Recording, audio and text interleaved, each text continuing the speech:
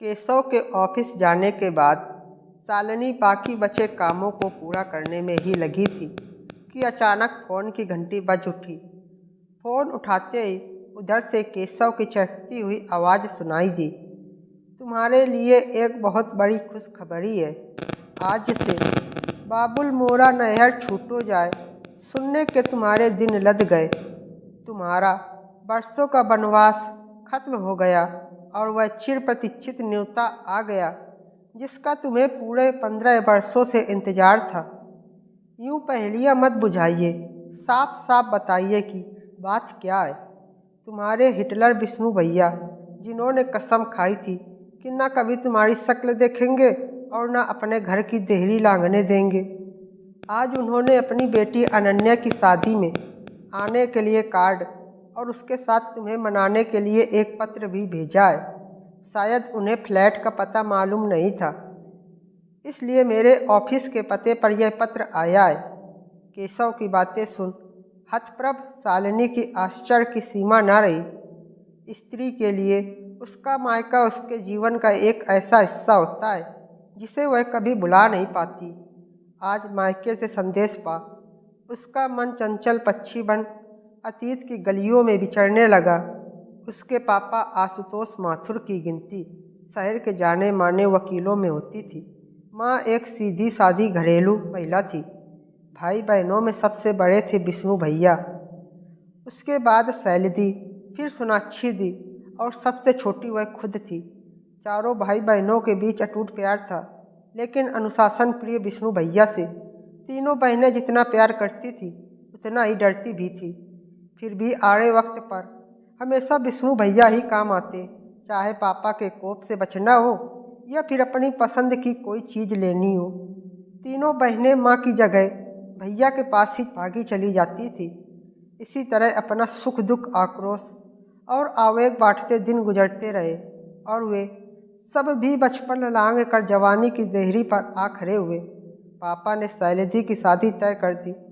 साधारण कद काठी और शक्ल सूरत वाले अरविंद जीजा जी रांची विश्वविद्यालय में फिजिक्स पढ़ाते थे। रांची में उनका हवेली नुमा मकान और पद प्रतिष्ठा को देख पापा ने झट से उनके साथ शैलजी की शादी तय कर दी थी। लेकिन शादी के बाद जब भी शैलजी ससुराल से आती, उनकी बड़ी बड़ी आँखों में एक अजीब सी उदासी और मायूसी नजर आती, जिसे वे बेवजह ही हंसी में छुपाती रहती। इसी दौरान एक ट्रेनिंग के सिलसिले में शालिनी को रांची जाना पड़ा। यह सोचकर वह बेहद खुश थी कि शैलजी के साथ ढेर सारी बातें और मस्ती करने का मौका मिलेगा, लेकिन वहां पहुंचकर उसका सारा उत्साह ठंडा पड़ गया। उसे अब जाकर एहसास हुआ था कि शैलजी के चेहरे की रौनक और आँखों की चंचलता क्यों गायब हो गई। अरविंद जीजा जी जैसा नीरस और क्रोधी व्यक्ति उसने पहले कभी नहीं देखा था। हर समय शैलजी उस चिड़चिड़े आदमी की इशारों पर नाचती रहती। फिर भी उन्हें पत्नी में कोई गुण ही नजर नहीं आता, बस कमियां ही कमियां निकालते रहते। लेकिन शैलजी की सहन शक्ति का जवाब नहीं था, जो चुपचाप सब सुनती रहती। जिस दिन उसे पटना लौटना था, शैलजी उसे बार बार समझाती रही कि मम्मी पापा को कुछ मत बोलना। उनकी बातें सुनकर वह झुंझला पड़ी थी। दी, आपने तो आज्ञाकारी बेटी बनने की हद पार कर दी।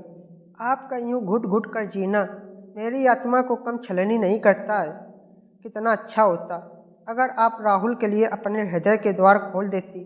चौंकिए मत, क्या मैं नहीं जानती कि आपकी सहेली हेमा का देवर राहुल आप पर जान छिड़कता था। आप भी उसे कम प्यार नहीं करती थी, फिर भी उसे अपने आसपास भी फटकने नहीं दिया। क्या दोष था राहुल का? यही कि वह हमारी जाति का नहीं था। पर आपको इस बात की ज़्यादा चिंता थी कि मम्मी पापा की इज्जत पर कोई आँच ना आए। मैं तो कहती हूँ, अगर आप राहुल के साथ भाग जाती तो कौन सा आसमान टूट पड़ता। कम से कम आप तो चैन से रहती। शैलजी ने बढ़कर झट से अपना हाथ उसके मुंह पर रख दिया, पर उनकी आंखें भर आई थी। टूटे सपनों का दर्द जैसे उनकी आंखों से पिघल रहा हो। हमेशा से महत्वाकांक्षी रही सोनाक्षी दी की शादी पापा ने काफ़ी ऊंचे खानदान में की थी। प्रतीक जीजा जी शहर के बड़े बिजनेसमैन थे और इकलौती संतान थे। इस रिश्ते से सभी लोग बेहद खुश थे। सोनाक्षी दी की सास कलावती भी सुंदर, संस्कारी और पढ़ी लिखी बहू पाकर निहाल थी। लेकिन सोनाक्षी दी ने जब एक के बाद एक दो बेटियों को जन्म दिया तो उनकी सासू माँ का रवैया ही बदल गया, क्योंकि वंश चलाने के लिए उन्हें बेटा चाहिए था।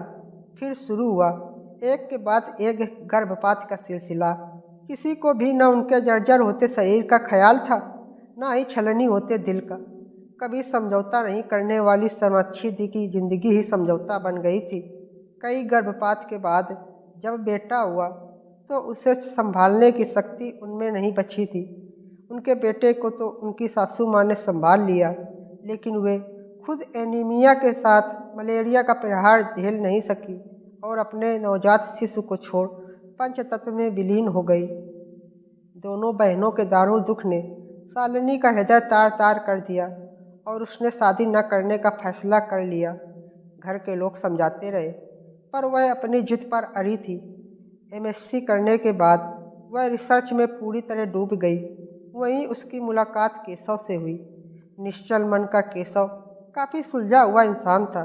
शालिनी की हर तरह की उलझन को सुलझाते सुलझाते वह खुद ही उसके प्यार में उलझता चला गया, जिसका आभास शालिनी को भी जल्द ही हो गया।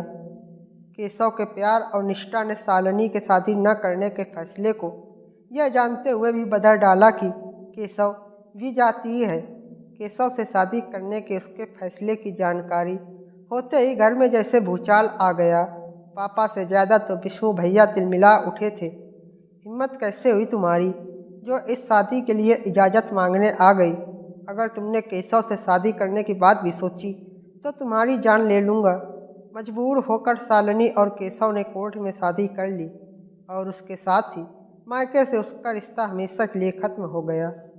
कभी वह भैया की सबसे लाडली थी, लेकिन वही भैया उसके जीवन के सबसे महत्वपूर्ण फैसले में उसका साथ देने के बजाय दुश्मनों सा व्यवहार कर रहे थे।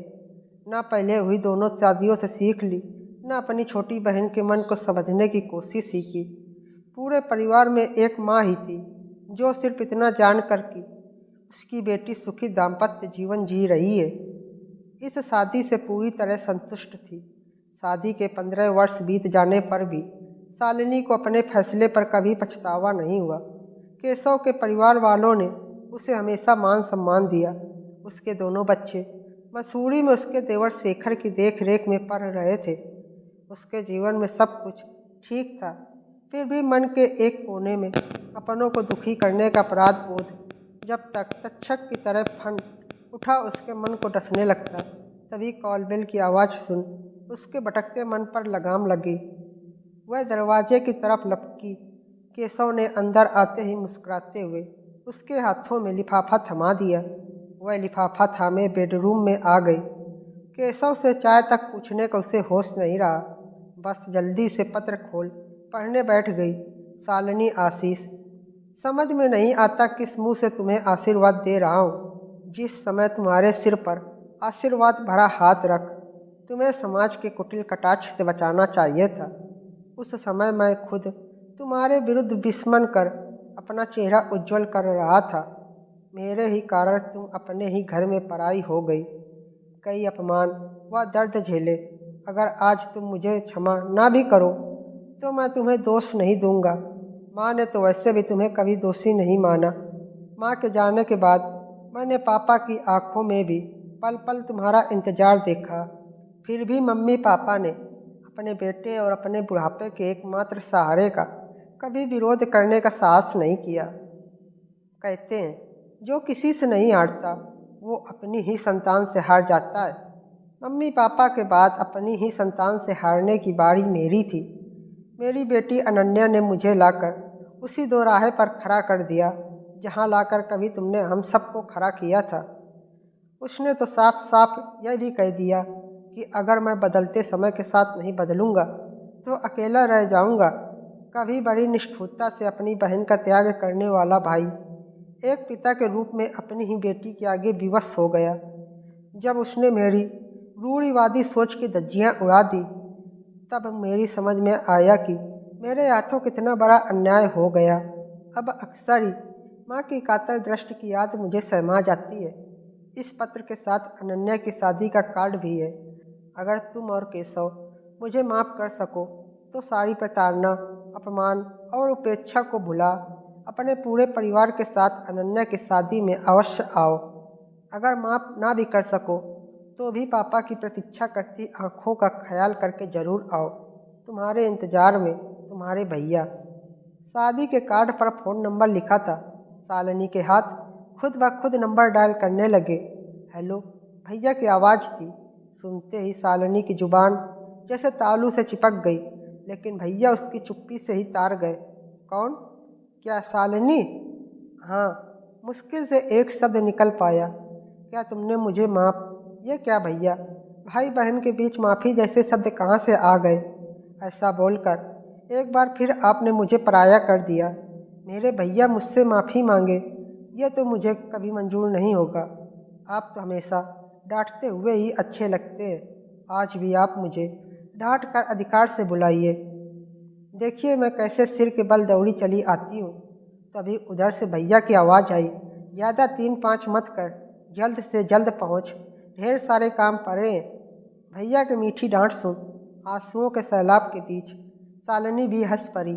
धन्यवाद।